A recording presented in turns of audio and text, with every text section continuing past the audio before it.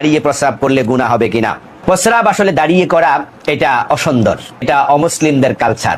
সে প্রস্রাব করাই হচ্ছে সুন্নাহ। হযরত আলী রাদিয়াল্লাহু তাআলা আনহুকে সম্ভবত আল্লাহর হাবিব হযরত আলীকে সম্ভবত বলেছিলেন, ইয়া আলী লা তাবুল কায়েমা। আমি একটু কনফিউজ, এটা কি আলীকে না ওমরকে বলেছিলেন, অন্য কোন সাহাবী হতে পারে। আল্লাহ রাসূল বলছেন, ও আলী দাঁড়িয়ে প্রস্রাব করিও না, প্রস্রাব বসে করো, এটা হচ্ছে সুন্নাহ, এটাই নিয়ম।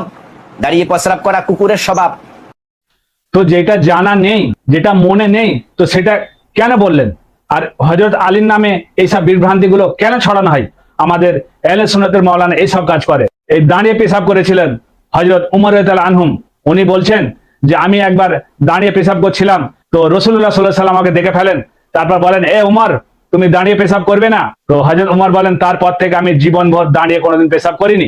আর এই কিতাব হচ্ছে ইবনে মাজাহ, হাদিস নম্বর 308। তো রাসূলুল্লাহ সাল্লাল্লাহু আলাইহি ওয়াসাল্লাম হযরত আলী সম্বন্ধে কি বলেন সেগুলো আমাদের আহলে সুন্নাতের মাওলানা দেখতে পাবে না। তো আল্লাহ নবী বলছেন, আলিয়ান মিন্নি ওয়া আনা মিন আলিয়ান, আলী আমার থেকে, আমি আলী থেকে। আলা ইউদ্দা আন্না ইল্লা আনা আও আলিয়ান।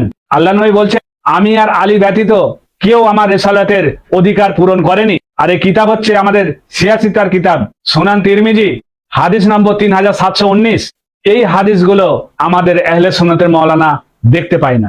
মাওলা আলীর এত ফজিলত, রাসূলুল্লাহ বলে গেছেন, ফজিলত মাওলা আলীর এত, এনারা বলবে না, লুকিয়ে রাখবে। মাওলা আলী যে কাজ করেনি সেই কাজটা মাওলা আলীর উপরে এরা চাপিয়ে দেবে। আমাদের আহলে সুন্নাতের মাওলানা এত বিভ্রান্তি ছড়াই, আমাদেরকে এত বিভাজন করে রেখেছে এরা।